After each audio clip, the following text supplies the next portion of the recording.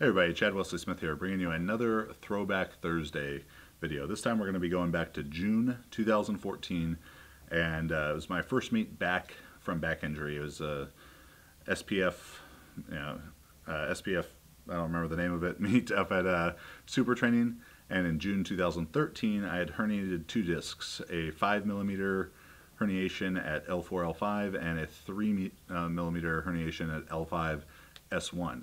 If you're interested in a more in-depth look at my back rehab, go on to jtsstrength.com and check out our lumbar spine rehab series.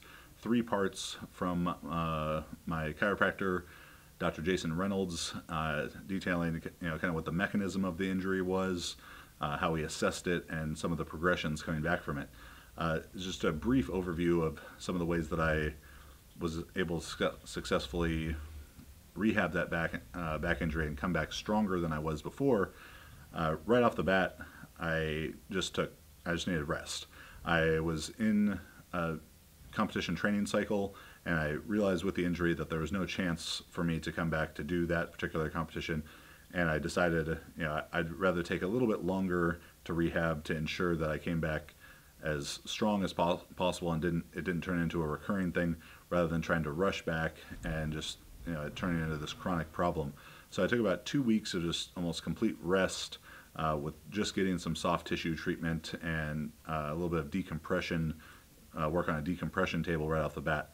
Once I began a rehab protocol, got into a lot of the PRI 90-90 breathing drills that you hear us talk about with Dr. Quinn Hennock. And all I could really do at that point were the breathing drills, maybe bodyweight squats about a week after that.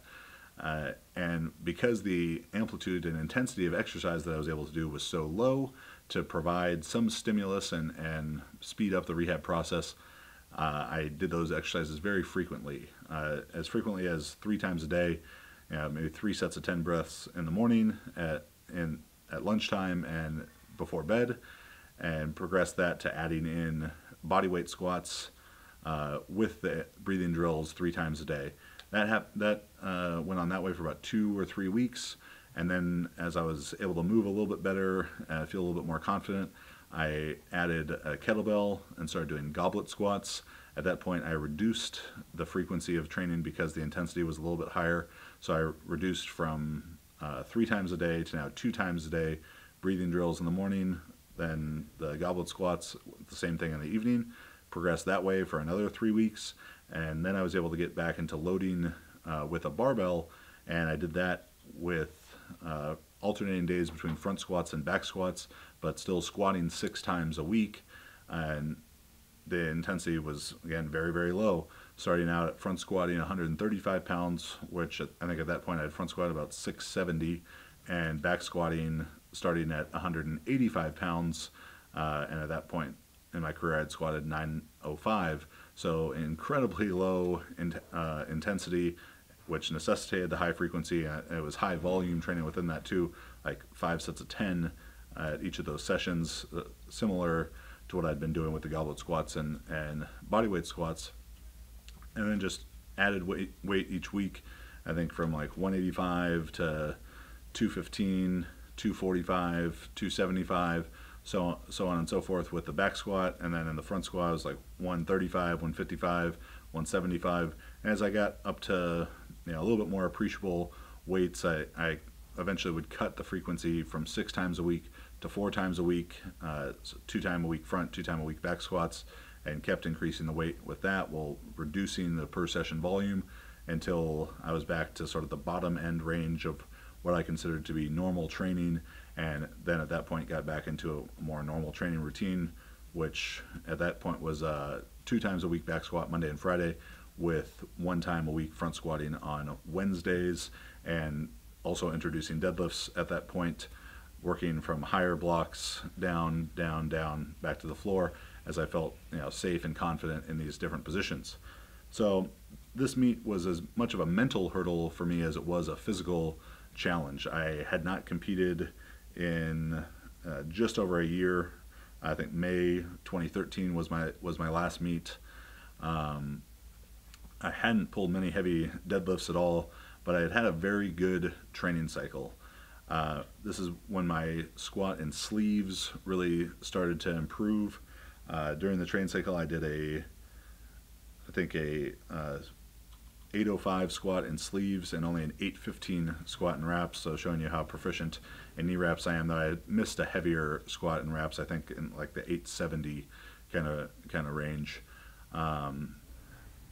Bench training had been a pretty big priority because that's the only thing that I could do confidently and really safely for a while. I believe I'd benched 510 or 515 during this training cycle, which was a gym PR. And like I said, deadlift was still a bit of a mystery for me because I was just very apprehensive to go and pull a heavy deadlift, as my back injury occurred while I was deadlifting. I don't think it was necessarily that one deadlift that did it, but more of an accumulating problem from just not loading my training properly. But this was a big mental challenge for me, and yeah, it had been a long time since I PR'd. This meets in June 2014. I hadn't PR'd in the squat since August 2011, and spent this last year rehabbing. I'd made a very, very small total PR in my previous meet, so this meet was a mental breakthrough for me. It's the first time I totaled over 1,000 kilos.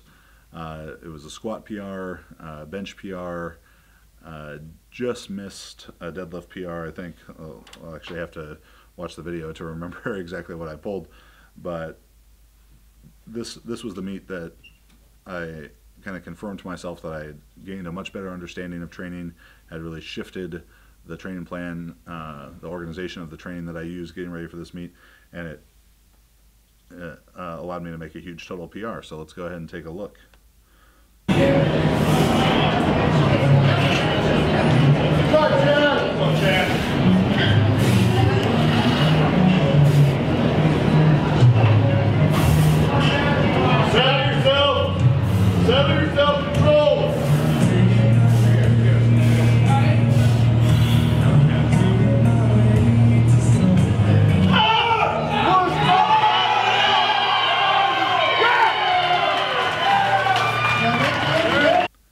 Opened, I said my biggest train squat in this train cycle was 815. I ended up opening at 848 and then jumped from 848 to 937 on my second attempt, missed 937, and then came back here for the third attempt. And I have that kind of high sticking point, and Max and I have talked about this a lot in our different videos, figuring out sort of a ratio of leg strength to back strength. I have very strong legs and a relatively weaker back, and probably when I did this meet, even a relatively weaker back than I do now, because it was coming off the injury.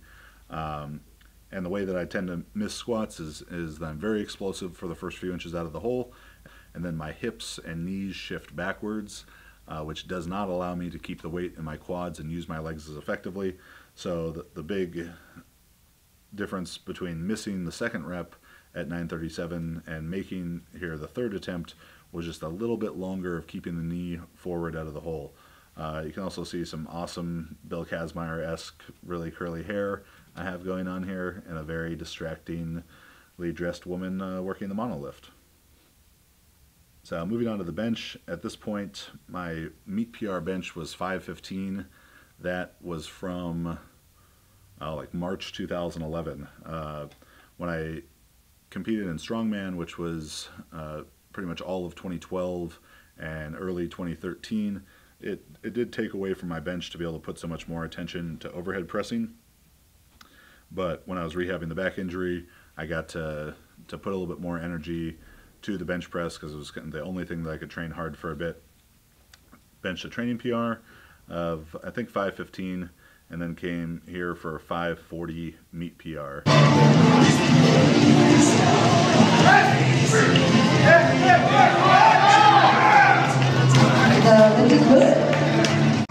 And nothing too exciting there, just bench pressing. And at this point my meet PR in the deadlift was 785, and I honestly don't think I had done more than maybe 2 or 3 heavy deadlifts in the previous year to this. Some of that, was part of back rehab, doing higher volume of lower intensity work, but a lot of it was just fear, genuine fear that if I pulled a heavy deadlift, I was going to hurt my back. I think the heaviest I'd gone in training here was maybe 725 or 735, and I knew I needed this 771. I'd done 766 on the previous attempt, and I needed the 771 to move up another spot on the all-time total list. And here we go with 771.